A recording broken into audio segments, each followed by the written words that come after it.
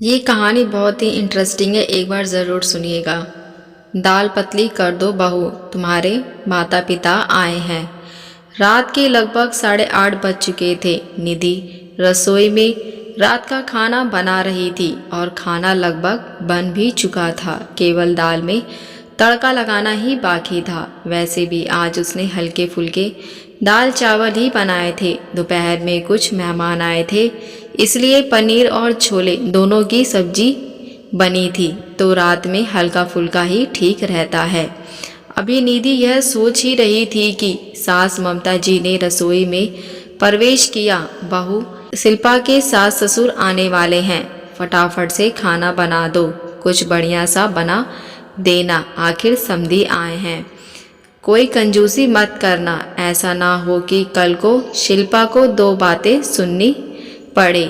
मैं जरा सोफे का कवर बदल देती हूँ। निधि की जवाब की प्रतीक्षा किए बिना ही सास ममता जी बाहर चली गईं, क्योंकि वह जानती थी कि निधि सब कुछ संभाल लेगी। लेकिन ममता जी की बात सुनते ही निधि को 10 दिन पहले की घटना याद आ गई और ना चाहते हुए भी उसका मन एक बार फिर से दुखी हो गया। दरअसल ममता जी की आदत है कि वह अपने रिश्तेदारों का स्वागत बहुत ही अच्छे तरीके से करती हैं, लेकिन अक्सर जब निधि के घर से कोई भी आता है तो उन्हें उचित सम्मान नहीं देती हैं। जब भी निधि के घर से कोई आता है तो ममता जी अक्सर मुंह बना लेती हैं। कभी अच्छे तोहफे ना लाने का ताना देती हैं, तो कभी यह ताना देती हैं कि बेटी के घर यूं रोज रोज नहीं आया जाता।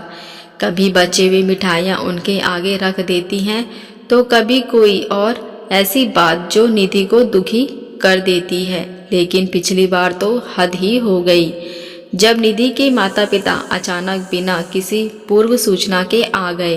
तो ममता जी ने दोबारा खाना ना बनवाकर दाल को पानी डालकर पतला करने का आदेश दे दिया और दोपहर की पड़ी हुई सब्जियों में छौंक लगाकर गर्म करने को कह दिया। और रायते में तो वह खुद ही पानी डालकर चली गई। केवल खाने पीने में नहीं, अक्सर वह अपने बातों से यह बता देती हैं कि निधि के परिवार में से किसी का भी यहाँ आना उन्हें पसंद नहीं है। वहीं दूसरी तरफ अगर उनकी बेटी के ससुराल से कोई आता है तो 36 तरीके के व्यंजन बनाए जाते हैं, उन्हें पूरा सम्मान दिया जाता है। आज भी जब उन्हें पता चला कि उनकी बेटी के सास ससुर आने वाले हैं तो उन्होंने निधि को बढ़िया खाना बनाने का हुक्म दे डाला। हालांकि बाकी हर तरीके से ममता जी का व्यवहार निधि के प्रति बहुत अच्छा रहता है, लेकिन ना जाने क्यों जब भी बात निधि के परिवार की आती है तो उनका व्यवहार बदल जाता है। वैसे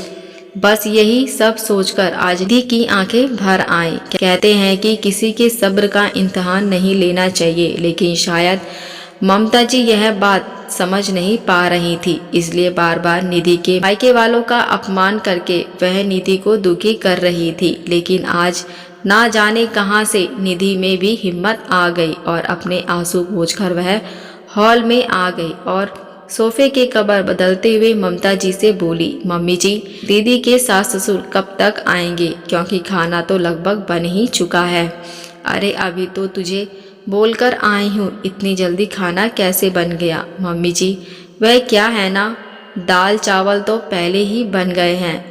दाल में पानी डालकर उसे पतला कर देती हूँ, रायते में भी पानी डाल देती हूँ और दोपहर वाली जो पनीर और छोले की सब्जी बची हुई है ना, उसे भी थोड़ा सा फ्राई करके तड़का लगा दूंगी। और पूड़ी का आटा तो दोपहर का बचा हुआ पड़ा ही है, तो एक्स्ट्रा खाना बनाने की कोई ज़रूरत नहीं है। वैसे भी आप ही तो कह रही थी ना उस दिन की समधी तो घर के ही होते हैं, वह तो अपने ही होते हैं और थोड़ी ना बुरा मानेंगे अगर हम उन्हें दोपहर का खाना खिला देंगे। अब दोबारा खाना बनाएंगे तो दोपहर का खाना वेस्ट हो जाएगा ना।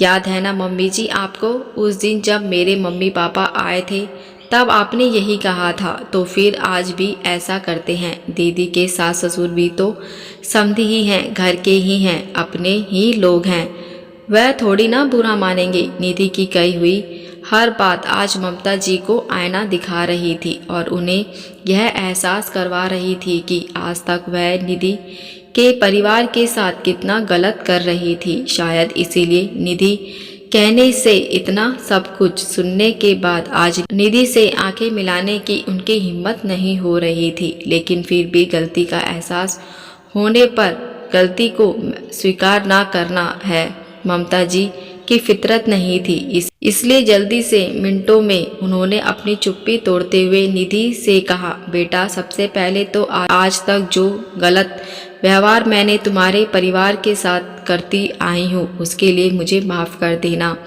दूसरी बात, मैं तुमसे वादा करती हूँ कि जिस तरीके का मैं वहाँ शिल्पा के ससुराल वालों के साथ करती हूँ, जिस तरह उन्हें मान सम्मान देती हूँ, वही मान सम्मान वही अपनापन अब से मैं तुम्हारे परिवार को भी दूंगी। देर से ही सही, लेकिन मुझ पर गुस्सा करके मुझे 2 बातें सुनाकर सही राह दिखाने के लिए थैंक यू बेटा। दोस्तों, अक्सर यह देखा गया है कि लड़के वालों का व्यवहार लड़की वालों के प्रति अच्छा नहीं होता, उन्हें उचित मान सम्मान नहीं दिया जाता। जबकि जिस माता पिता ने आपको अपने जिगर का टुकड़ा दे दिया है उसका मान सम्मान तो अत्यंत आवश्यक होता है। लेकिन फिर भी हमारा यह सम्मान ना जाने क्यों उनके अवहेलना कर बैठता है। इस विषय पर आपकी क्या विचार है? यह कहानी आपको कैसी लगी मुझे ज़रूर बताइएगा। आशा करती हूँ ये कहानी आपको अच्छी लगी होगी। मुझे कमेंट करके ज़रूर बताएं। अगर आप हमारे चैनल पर नए हो तो मेरे चैनल को सब्सक्राइब, लाइक, शेयर ज़रूर करें। अब मिलते हैं नई कहानी के साथ। देखने और सुनने के लिए धन्यवाद।